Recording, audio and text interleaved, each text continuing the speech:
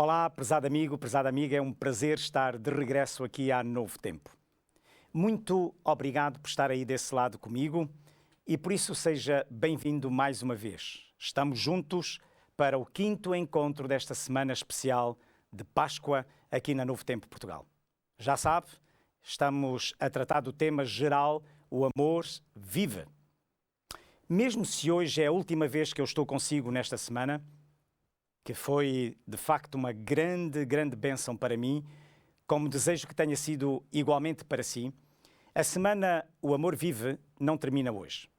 Já ontem lhe revelei que a partir de amanhã, aqui neste mesmo estúdio onde me encontro, vai estar o pastor Alejandro Bulhón com 3 mensagens especiais para este fim de semana de Páscoa.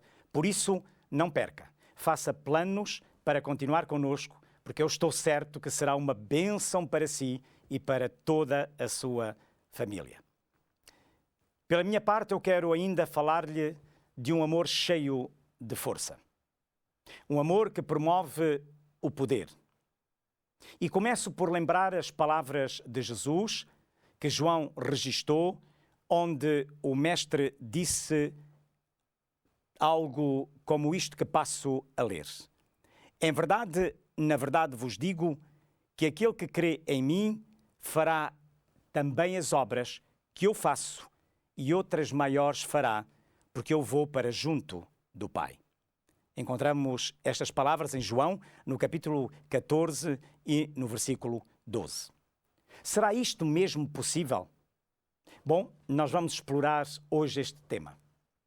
Certo dia, um canal de televisão apresentou num programa de variedades um espetáculo de truques em que o artista utilizava fogo e vidro. O programa era exibido num horário nobre de grande audiência. O artista exibia as suas habilidades com muita mestria, algo que parecia simples e fácil de executar, mas antes do início da apresentação, o canal de TV deu a seguinte recomendação: senhores telespectadores, não tentem fazer estes truques em casa. Poderão magoar-se. Este artista é um profissional. Se pensarmos um pouco, nós perceberemos que há alguma semelhança entre este aviso e o comportamento do cristão. Por vezes, nós não entendemos como certas personagens bíblicas executaram algumas tarefas. Pensamos que podemos fazer o mesmo, mas nesse momento é bom lembrar aquele aviso do programa de TV. Não tente reproduzir esses episódios de fé. Eles podem não resultar e você pode acabar ferido.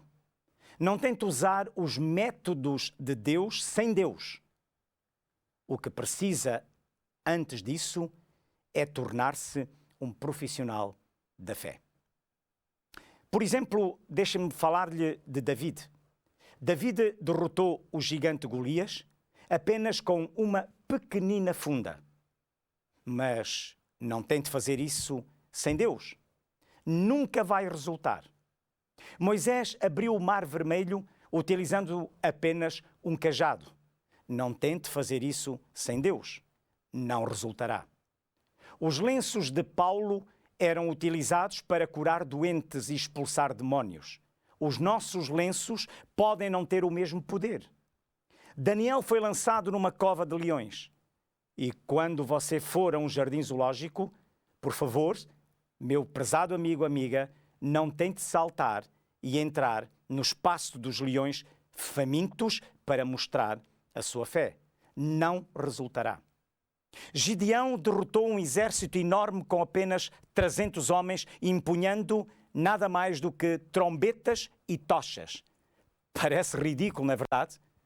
Os 3 jovens hebreus desafiaram o rei da Babilônia a tal ponto que, na sua ira, ele os lançou para dentro de uma fornalha ardente e o fogo não os queimou.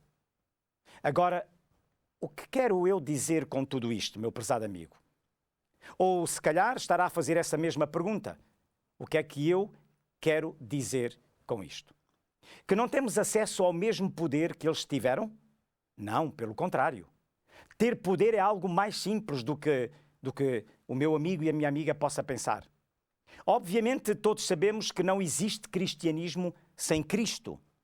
Portanto, ter Cristo na vida é ser como Cristo.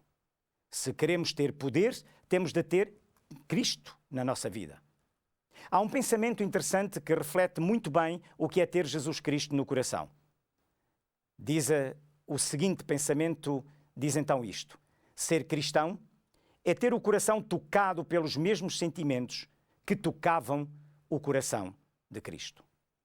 Bom, se fizermos um estudo sobre a vida de Jesus, a conclusão mais interessante a que nós chegaremos é que Jesus era um homem de poder, mas também descobriremos que tudo o que Jesus fez quando esteve nesta terra, homens comuns também o fizeram. Não havia um segredo no método de agir de Jesus a que mais ninguém possa ter acesso. Essa afirmação talvez pareça ousada demais e distante da realidade. Afinal, Jesus era Deus. E a sua maneira de agir era coerente com a sua vida e com a sua origem. Sim, isso é verdade. Mas a realidade é que ele tinha uma fórmula eficaz que fazia toda a diferença e que ele quer que nós a descobramos e a usemos igualmente. Alguns podem questionar, mas e os milagres que Jesus operava? Será que eles não o diferenciavam do ser humano? Bom, meu amigo, minha amiga, vamos ver. Sabe, o livro de Lucas relata que Jesus andou sobre as águas, mas também está registado no mesmo episódio que Pedro também andou sobre as águas.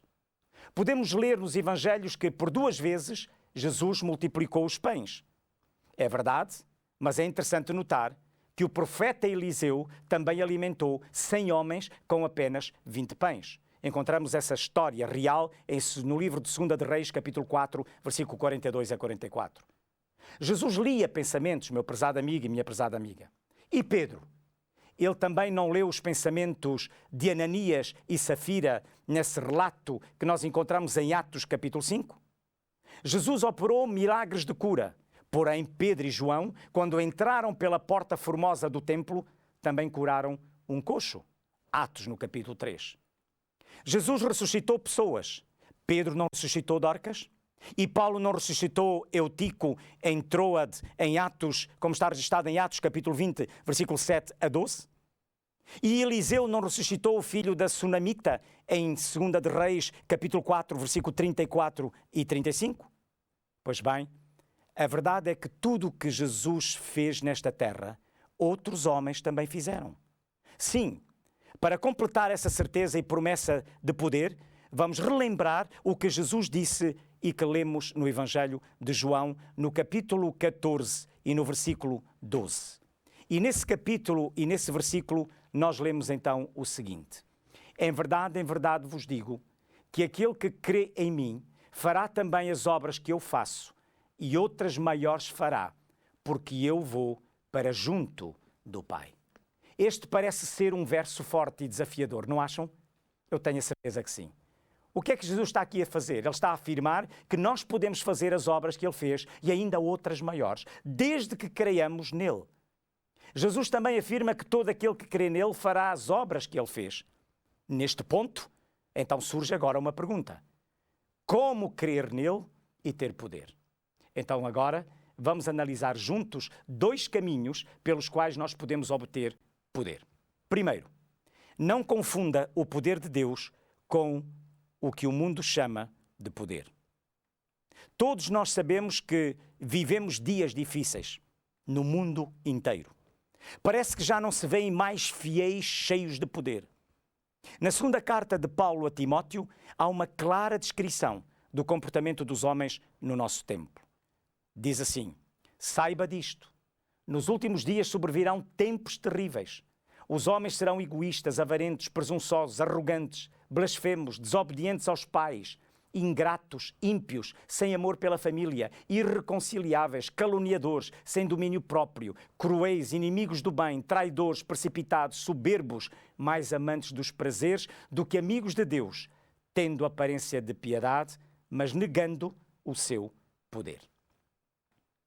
Minha amiga, meu amigo, a marca do nosso tempo é a banalização do que é sério. Os homens empurram-se uns aos outros e lutam pelas posições mais altas, como se disso dependesse a sua vida.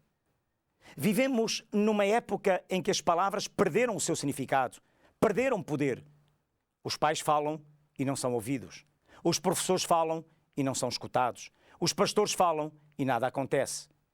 Como alterar este cenário se as nossas palavras não tiverem poder? Bom, não há coisa melhor para quem usa a palavra do que falar e ser ouvido. Por isso, a palavra tem que vir carregada de poder. E essa é a diferença que nós encontramos na Bíblia, nas Sagradas Escrituras. Esta palavra tem poder. Porém, nem sempre é essa a realidade no nosso caso. Mesmo que o nosso discurso seja cristocêntrico e se baseie na Bíblia, parece que as palavras estão a perder força. Sabemos que temos que levar a mensagem ao mundo, mas como poderemos viver e pregar sem poder? Sobre o chamado e o poder, nós podemos então encontrar aqui um episódio intrigante em Mateus, no capítulo 10, no versículo 1, que eu quero partilhar convosco. Diz assim: E chamando os seus 12 discípulos, deu-lhes poder sobre os espíritos imundos para os expulsarem e para curarem toda a enfermidade e todo o mal. Veja que Jesus chamou os discípulos. Diz que lhes deu poder. Poder para expulsar os espíritos imundos, curar toda a enfermidade e livrar as pessoas de todo o mal. É importante perceber, então, que Jesus chamou os discípulos para o trabalho. E foi Jesus que os capacitou, dando-lhes poder para executar a tarefa com eficácia. Sabem que, no tempo de Cristo, a possessão demoníaca era muito comum.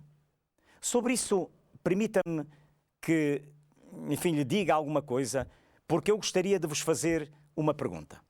E a pergunta é a seguinte: será que hoje os demónios abandonaram os homens?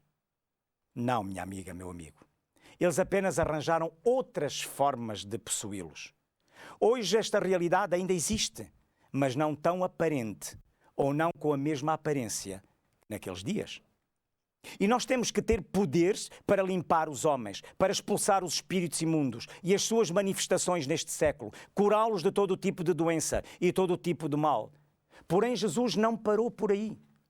Reparem que no versículo 8, ele continua: curai os enfermos, limpai os leprosos, ressuscitai os mortos, expulsai os demónios, de graça recebestes, de graça dai. Repare que Jesus faz questão de afirmar que eles estavam a receber de graça e deveriam dar essas bênçãos de graça também, partilhá-las. Mas onde começa então o problema? Bom, se lermos os versículos 9 e 10 do mesmo capítulo, nós vemos aí onde é que está o problema. Vejamos: não levem nem ouro, nem prata, nem cobre nos vossos cintos. Não levem nenhum saco de viagem, nem túnica extra, nem sandálias, nem bordão. Não possuam o que o mundo chama de poder. Não valorizem a fama, o acumular de coisas e bens materiais, a busca por riquezas, por status, pela aparência, pelos diplomas, ou seja, lá o que for. Não sejam divididos nos vossos propósitos e metas. Não se preocupem com isso, não tirem o foco do que é mais importante, por causa de materialismos e de valores. Os vossos atos e as vossas palavras só terão poder quando, na realidade, o vosso foco estiver voltado para o lugar certo. É isto que Jesus nos ensina na sua palavra. Em segundo lugar, ore como Jesus. Sim, ore como Jesus. Em Mateus, no capítulo 17, a Bíblia relata o episódio da transfiguração de Jesus. Reparem, com ele estavam Pedro, estavam Tiago e João. Todos subiram a um alto monte e diz o texto bíblico que Jesus foi transfigurado na presença deles. Esta história é muito conhecida, mas o versículo 5, ele particularmente merece a nossa atenção e deve ser lembrado. Diz assim: enquanto ele ainda estava a falar, uma nuvem resplandecente os envolveu e dela saiu uma voz que dizia: este é o meu filho amado, de quem me agrado. ouçam-no. Reparem nesta expressão extraordinária. Ouçam-no. Deus, o Pai, estava a recomendar ao mundo que ouvissem o seu Filho. As testemunhas que ali estavam presentes eram Pedro, João e Tiago. Receberam uma clara visão da divindade de Jesus e uma ordem vinda diretamente de Deus. Ouçam o meu Filho Jesus, de quem me agrado. Quer dizer que crer em Jesus é seguir a ordem que Deus dá de ouvi-lo, ou seja, de praticar também os seus ensinos e de revelar ao mundo a salvação que só existe nele. Que aula incrível foi aquela em que Pedro, Tiago e João participaram. Depois deste episódio magnífico, Jesus e os discípulos desceram então do monte e o Evangelho diz o seguinte: quando chegaram onde estava a multidão, um homem aproximou-se de Jesus, ajoelhou-se diante dele e disse: Senhor, tem misericórdia do meu filho. Ele tem ataques e está a sofrer muito. Muitas vezes cai no fogo ou na água. Eu trouxe-o aos teus discípulos, mas eles não puderam curá-lo. Respondeu Jesus: ó geração incrédula e perversa, até quando estarei convosco? Até quando terei de suportar-vos? Tragam-me o menino. Podem ver este texto bíblico lindo e esta experiência em Mateus capítulo 17, 14 a 17. Reparem que este acontecimento se deu tempos depois de os discípulos já terem sido comissionados por Jesus para irem expulsar os espíritos maus, mas agora ali estavam tímidos, sem saber o que fazer. E o que foi que Jesus disse quando soube que os discípulos não puderam curar aquele jovem? O que foi? Pois bem, ó geração incrédula e perversa. Geração incrédula, geração que não crê. Reparem que Jesus repreendeu o demónio. Este saiu do menino que daquele momento em diante ficou curado. Lemos isso no versículo 18 deste mesmo capítulo. E diz depois então, exatamente acrescenta ao texto estas palavras brilhantes, na verdade, o menino ficou curado. No momento em que Jesus curou o menino possuído, os discípulos devem ter ficado curiosos e até indignados com a sua incompetência espiritual. Qual seria então o problema, minha amiga e meu amigo? Então os discípulos aproximaram-se de Jesus em particular e perguntaram: por que não conseguimos expulsá-lo? Jesus, com a sua mestria, respondeu: porque a fé que tendes é pequena. Mas esta espécie só sai pela oração e pelo jejum. Versículos 19 e 21. Reparem, as palavras de Deus naquele momento da transfiguração foram, lembram-se, este é o meu filho amado de quem me agrado. Ouçam-no. Ouçam o meu filho. Conversem com ele. Orem e jejuem e receberão poder. Minha querida amiga, meu querido amigo, a oração, a busca do conhecimento de Deus através da Bíblia e a entrega diária da nossa vontade a Deus é a nossa maior necessidade, a sua e a minha. Nada substitui o momento particular com Deus. Este sermão não substitui, esta semana especial aqui na Novo Tempo não substitui. Não substitui a necessidade que o meu amigo e a minha amiga têm de se encontrar pessoalmente com Jesus. O nosso trabalho não substitui nem os nossos ideais e propósitos. Nós somos o que resulta da nossa genuína prática espiritual, do nosso companheirismo diário com Cristo. Não é o nosso trabalho árduo que nos trará poder, meu amigo. A Bíblia não diz façam coisas sem cessar. Não, em nenhuma parte da Bíblia diz isso. Mas o que a Bíblia lhe diz a si e a mim é orai sem cessar. Jesus disse: até quando estarei convosco? Até quando vos sofrerei? Por outras palavras, podemos dizer aquilo que Jesus estava a querer dizer. Vocês não têm que se sentir seguros porque eu estou por perto. Vocês não têm que me ter por perto, mas têm de me ter dentro de vós, no vosso coração. É isto, minha amiga, meu amigo, ter Jesus no coração. E quando tu permitires que Jesus seja o Senhor do teu coração, da tua vida, então nós teremos poder, porque Jesus é exatamente poder. Hoje eu queria partilhar convosco mais uma história. Uma história verídica do poder de Deus a operar na vida exatamente de alguém quando se predispõe a aceitar Jesus, a ouvir Jesus através da sua sagrada palavra. Esta história passou-se num determinado país concreto. E na realidade, naquele dia, eu encontrava-me nesse país e encontrava-me exatamente numa atividade para jovens realizada ali naquela localidade e naquele país. Tratava-se de um encontro de escuteiros, nós chamamos-lhe o movimento, portanto, de desbravadores, movimento, enfim, extraordinário, portanto, de jovens. Tratava-se de um campori. Um campori é um encontro onde estão milhares de jovens. E eu estava nesse campori. Numa sexta-feira à noite, eu tive o privilégio de pregar para milhares de jovens que estavam naquele campori. Deus deu-me essa oportunidade. Deus, exatamente naquela noite, Ele sabia aquilo que na realidade iria acontecer e eu ainda não tinha sequer noção do que iria acontecer. E naquele momento, depois de eu pregar, eu fiz um apelo que terei o privilégio de fazer hoje também. E como resultado daquele apelo, vários jovens vieram à frente, respondendo ao apelo, aceitando Jesus como seu salvador pessoal. Havia um jovem, um menino, que tinha mais ou menos 11, 12 anos de idade. E aquele menino aproximou-se de mim, deu-me um abraço. Ele chorava e as suas lágrimas caíam pela sua face de menino. E ele dizia-me: pastor, eu vou-me batizar amanhã neste campori. E na realidade uma das coisas que eu mais gostava era que os meus pais pudessem assistir a esta cerimónia que eu tanto desejei na minha vida. Os seus pais não eram cristãos, portanto, digamos, praticantes.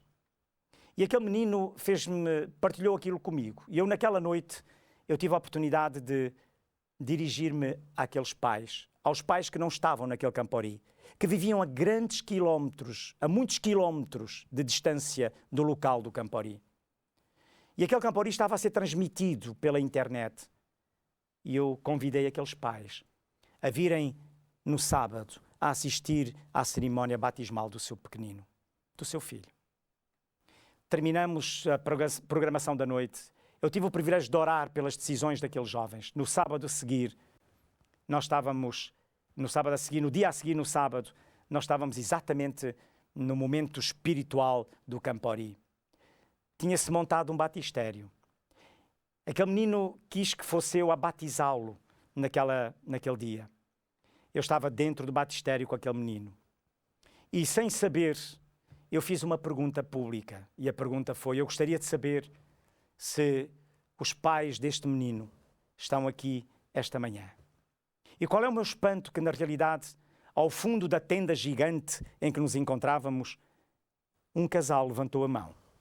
Eram os pais daquele menino. Eu convidei-os a vir à frente. Eu disse: eu quero ver-vos aqui perto do vosso filho. Eu quero que vocês assistam diretamente e ao vivo, perto do vosso filho, a decisão que ele tomou de descer às águas de batismo. A decisão que ele tomou de entregar o seu coração a Jesus. E aqueles pais vieram. E naquele momento, depois, eu tive o privilégio de me dirigir àqueles pais e de lhes dizer: queridos pais, o maior desejo do vosso filho, aqui em lágrimas, é que vocês possam também entregar o vosso coração a Jesus. Ele quer estar convosco na eternidade. O vosso filho não quer admitir a ideia de passar a eternidade sem que vocês estejam com ele. Não querem vocês também, a exemplo do que o vosso filho acaba de fazer, depois de eu ter batizado, entregar o vosso coração a Jesus. E meus prezados amigos, eu quero dizer-lhe uma coisa. Naquele momento, aqueles pais tomaram a decisão de entregar o seu coração. Aquela imagem de ver aqueles pais abraçados ao seu filho foi uma imagem que jamais eu vou perder do meu coração. Não quererá o meu amigo hoje também, depois de ouvir a voz de Deus, esta mensagem, Não quererá abrir o seu coração a Deus? Não quererá neste momento pedir-lhe que também possa transformar o seu coração e transformá-lo assim num crente fervoroso, comprometido com o poder de Deus, cheio do poder do Espírito Santo? E dizer, como o apóstolo Paulo disse, não sou eu quem vive, mas Cristo vive em mim? Não quererá ter esse privilégio? Não quer neste momento pedir a Deus que o ajude a buscar o poder que vem de Deus e não o poder que vem do mundo? E esse poder transformá-lo? Meu querido amigo, minha querida amiga, é simples ter poder, basta ter Jesus, porque Jesus é poder. Muitos têm Jesus por perto, mas não basta. É preciso tê-lo na direção, no comando da sua e da minha vida, a cada passo, a cada momento. Você aceita ter Jesus a dirigir a sua vida agora? Quer dizer a Cristo, Senhor, eu quero que Tu sejas o condutor da minha vida. O sucesso é simples, meu querido amigo e minha querida amiga, mas não é nosso. O sucesso e da vitória sobre o pecado pertence a Jesus Cristo em nós. Por isso, neste momento, lá onde está, não quererá levantar a sua mão, quem sabe levantar-se. Não quererá dizer a Cristo, Senhor, eu hoje quero preparar-me para um dia também, exatamente eu poder descer às águas batismais, estudar a Tua palavra, compreender melhor a Tua vontade. Sabe, como eu lhe disse ontem, nós aqui na Novo Tempo temos uma equipa de amigos que na realidade o podem apoiar. Temos instrutores bíblicos que o podem acompanhar no seu crescimento, na compreensão das Sagradas Escrituras. Por isso não perca tempo. Hoje é o dia da salvação. Telefone ou envie uma mensagem, porque a nossa equipa estará aqui para si, disponível para o ajudar exatamente neste caminho. Neste processo, nós temos, portanto, um livro especial e eu quero apresentar-lhe este livro hoje. Será uma revista, mas é um livro que nós temos para lhe oferecer. Este livro fantástico que é Conhecer Jesus é Tudo. Um livro que nós temos o prazer exatamente de lhe oferecer. E para o receber de forma gratuita na sua casa, este livro fantástico, basta fazer exatamente uma coisa muito simples. Enviar uma mensagem para o número 933 93 92 91. Vou repetir, 933 93 92 91, que está neste momento a aparecer no seu rodapé. Este livro é extraordinário. E ao escrever, escreva também Conhecer Jesus. E nós vamos entrar em contacto consigo, meu prezado amigo e amiga. Obrigado pela sua companhia. Foi uma bênção para mim ter estado consigo nestes 5 encontros sobre o amor que vive. E não esqueça, volta amanhã com o pastor Alejandro Bulhão. Deixo-lhe um abraço fraterno, amigo, e que Deus o abençoe.